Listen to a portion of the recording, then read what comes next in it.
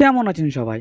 আমরা একটা হাজিপুরে বিয়েবাড়ি গিয়েছিলাম। আর সেই বিয়েবাড়িতে গিয়ে কি হলো আমি আপনাদেরকে সব দেখাবো। আপনারা দেখতে থাকুন আর এনজয় করতে থাকুন। তো ১ম এ আমরা কনেকে নিয়ে বেরিয়ে পড়লাম আউটডোরের ছবি তুলবো বলে। আর আউটডোরের কোন লোকেশনটাতে ছবি তোলা হবে সেই জায়গাটা আমরা জানতাম না। তাই কনে আমরাকে বলল, "আপনারা আমার পেছনে আসুন। আমি আপনাদেরকে লোকেশনে নিয়ে যাবো।" তাই কনে যেই মোটরসাইকেলটা যাচ্ছিল সেই মোটরসাইকেলটার পেছনেই ছিল আমাদের মোটরসাইকেলটা। আর সেই মোটরসাইকেলটাই ছিল দেবাশিস দা আর আমি।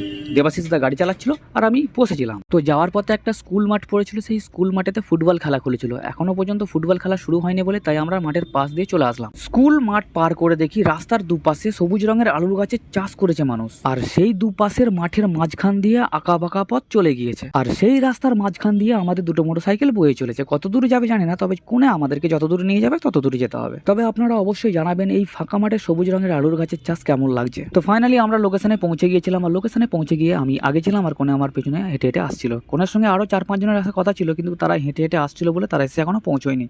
আশা করছি আর কিছুক্ষণের মধ্যে পৌঁছে যাবে তারা। আর লোকেশনটাতে গিয়ে আমি যা দেখলাম আমার তো পুরো চোখ দাঁড়িয়ে রয়ে গেছে। আপনারা ধারণা করতে পারবেন না, এখানে বিভিন্ন রকমের দেবদেবীর মূর্তি তৈরি করা আছে। মূর্তিগুলোর পেছনের দিকটাতে একটা ছোট খাল বয়ে চলেছে, সেখানে জল অল্পই ছিল, বেশি থাকে। মাঝখানটাতে শ্রীরাম, লক্ষ্মণ আর মাতা সীতার মূর্তি দাঁড়িয়েছিল।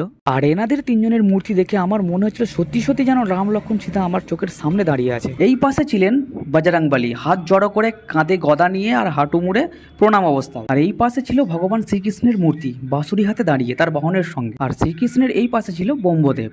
এই মূর্তিগুলো কিন্তু সব পাথরের তৈরি, আর যিনি বানিয়েছেন সত্যি তার কোনো জবাব নেই, অসাধারণ বানিয়েছে। এই পাশে ছিল ভগবান নারায়ণের মূর্তি, আর নারায়ণের মূর্তির পাশে ছিল বজরংবলী।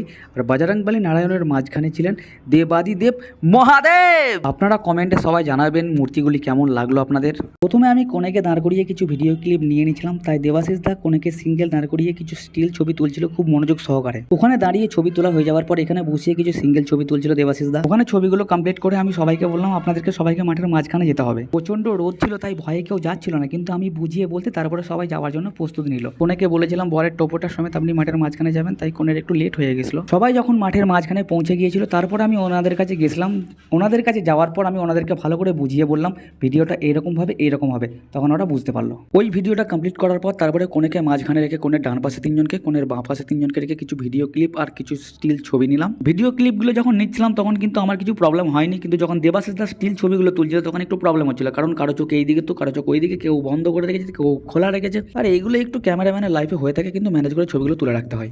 গ্রুপ ছবিগুলো কমপ্লিট করার পর তারপরে কোনে বললো যে আমার বোনটা আমার সঙ্গে ছবি তুলবে, তাই সিঙ্গেল ছবি তুলে দিতে হবে। তাই দেবাশিস দা সিঙ্গেল ছবি তুলে দিচ্ছিল। এখানে ছবিগুলো কমপ্লিট করার পর আমরা মেন গেটের কাছে চলে গেছিলাম। সেখানে সবাইকে এক কাছে দাঁড় করিয়ে কিছু ভিডিও ক্লিপ কিছু স্টিল ছবি আমরা তুলে নিলাম। জায়গাটি এত সুন্দর লাগছিল যেন মনে হচ্ছিল আর ফিরে যাবো না, এখানেই থেকে যায়, কিন্তু কি করবো বিয়ে বাড়ির ব্যাপার, যেতে তো হবে তাই না। আমার ভিডিও প্রায় কমপ্লিট হয়ে গিয়েছিল, শুধু দেবাশিস দার কিছু ছবি বাকি ছিল বলে সেই জন্য দেবাশিস দাস কিছু ছবি তুলছিল। কিছুক্ষণ পর কনের বাড়ি থেকে ফোন আসলো, গায়ে হলুদ চলে এসেছে, তাই আমরা বেশি দেরি না করে আমরা আউটডোরের ছবি এখানে শেষ করলাম। দিয়ে সবাইকে বললাম চলো বাড়ি চলে যেতে হবে সবাইকে। তাই আর কেউ দেরি না করে বাড়ি যাওয়ার জন্য রাজি হয়ে গেল। আর কনের সঙ্গে যারা এসেছিল তারা আগে যাচ্ছে আর কোনে যাচ্ছে মোটরসাইকেলের পেছনে। এইদিকে দেবাশিস দা গাড়ি নিয়ে চলে আসলো, আমি দেবাশিস দার গাড়িতে উঠে বললাম, গাড়িতে উঠে বাড়ির দিকে রওনা দিলাম। বাড়ি যাওয়ার সময় যখন স্কুল মাঠের পাশ দিয়ে যাচ্ছিলাম তখন দেখছি ফুটবল খেলা শুরু হয়ে গেছিল। আর সেইখানে খেলা হচ্ছিল মেয়েদের ফুটবল খেলা। আমাদের কাছে সময় কম ছিল বলে সেই জন্য ফুটবল খেলাটি দেখতে পারলাম না। আর ভিডিওটি এখানেই শেষ করলাম। ভিডিওটি কেমন হয়েছে কমেন্টে জানাবেন। ভালো লাগলে একটা লাইক দিবেন আর বেশি বেশি করে ভিডিওটি শেয়ার করবেন। আর যদি আমাদের এই ভিডিওটি আপনারা ফেসবুক থেকে দেখে থাকেন তাহলে ফেসবুকের প্রোফাইলটিকে ফলো করে রাখবেন।